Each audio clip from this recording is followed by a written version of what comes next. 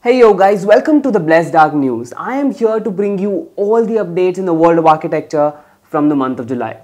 So let's begin the show.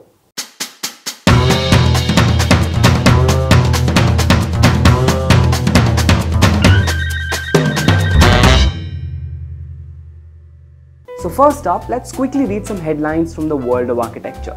UN Studio has designed a winning plan proposal for the Korean National Football Center in Seoul. The project was selected as the winning design in an international closed competition that took place in March this year. Yes, while most of us were indoors because of the pandemic, some people were imagining how to get hundreds of thousands of people close together, packed up in a small area, because the best way to diet is to look at cake recipes. The spire of Notre Dame Cathedral, which was destroyed during the fires of 2019, will be restored according to the original 19th century Gothic design, as reported by the French President Emmanuel Macron. That's right, Emmanuel Macron. Je parle français. Français.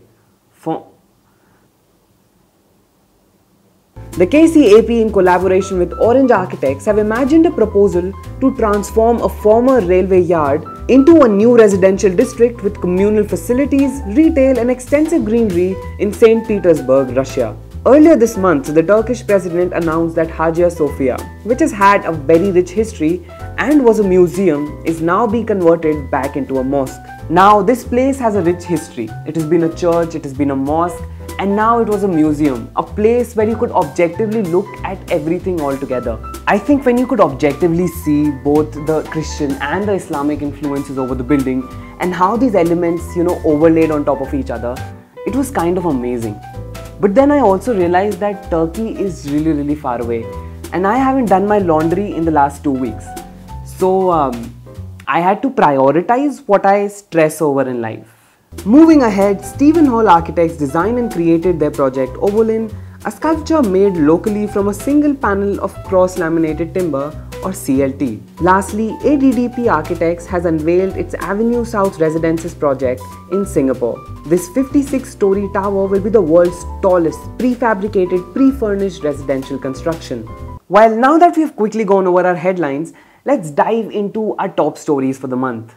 The first is that the New York City has announced 3 finalists for the Reimagining Brooklyn Bridge International Competition. Inspiring participants to rethink the iconic Brooklyn Bridge walkway, the contest gathered short-term interventions and long-term proposals for a complete reconfiguration of the bridge. The 3 final teams in the professional category include Big plus Arup, Scenes Lab plus Minzy Long plus Andrew Nash, and Pilot Project Design Collective. Let us quickly look at each of these proposals. Back to the Future by Big plus Arup.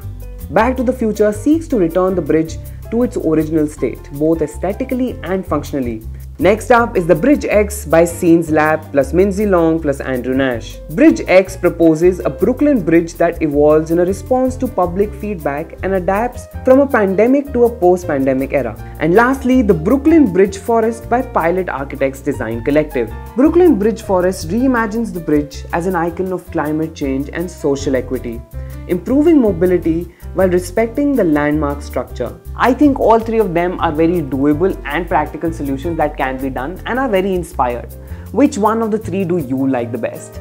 Let me know in the comments below.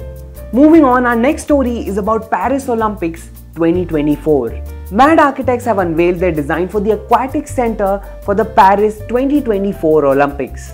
Envisioning the sports facility as an urban public artwork showcasing the beauty and hope of Paris, the proposal was created in collaboration with 3 French architectural studios: Jacques Rougerie Architecture, Atelier Filius Architecture, and APMA Architecture. Now, even though I really love the design, I really like it. It's very cute. Nice. What about Olympics 2020? I mean, what is happening there? This year, I think we should start a digital Olympics, similar to what we had, the gaming marathons in the past 2 years, something like that. Wait, what about like a Hunger Games where people from all over the world can take part? And then we could hire like architects to bring the whole arena to life. Like Bjarke Ingels could design the mountain of excitement, and Daniel Libeskind could design the forest of sorrow. Comment down below if you want to make this happen. Let's start like a hashtag or something. May the odds ever be in our favor. Our last story for the day is actually pretty nice and pretty creative, and I personally loved it. Now, during the COVID-19 pandemic that is still going on, of course, artists around the world have struggled a lot. And because of that was born the Artist Support Pledge. Now, this works through Instagram. So basically what they do is they put out photographs or artwork from people that other people can buy, and each artwork would be worth 200 euros. Now, once an artist sells like 5 artworks and reaches 1,000 euro, he pledges to buy another artist's photograph for 200 euros. This way, artists are not helped by just other people, but the community of artists help each other as well, which I think is really amazing. Now, one artist who joined in was Edmund Sumner. Sumner decided to join and put first a series of images of a cinema in India designed by Le Corbusier. Then another series from the High Court of Chandigarh, also by Le Corbusier. Now, all of these photographs are amazing, so please go to the Artist Support page and also Edmund's page on Instagram and show them love and support. Also, that would be a nice place to start to spread our hashtag Hunger Olympics. May the odds, Anyway, let's come to the last segment where I give you my recommendation of the month. Now, I didn't explore that much this month, so I don't have a movie or a video or a podcast for you, but I do have a coloring book. Now, if you're anything like me, and even though you're a full-grown adult by society standards, you know in your heart you never grew up after 15, even though sometimes you act like you're 80, then this book is for you. Taller de Arquitectura by Tuxtla Gutierrez in Mexico has launched a coloring book with illustrations of famous architectural works. Due to the success of the first edition, the studio has just published the second volume of the series, with illustrations of works by Zaha Hadid, Kengo Kuma, Rosanna Montiel, Big, and Eileen Gray. The digital book is in PDF format and is available for free on the studio website. So you can download the copy for free, print it, and color away. And that was it for this month's news, you guys. I hope you guys liked it. If you did, like, share, subscribe. Also, you can find links down below if you want to read any of the news in detail. That is it for this month. I will see you guys next month with another The Blessed Dark News.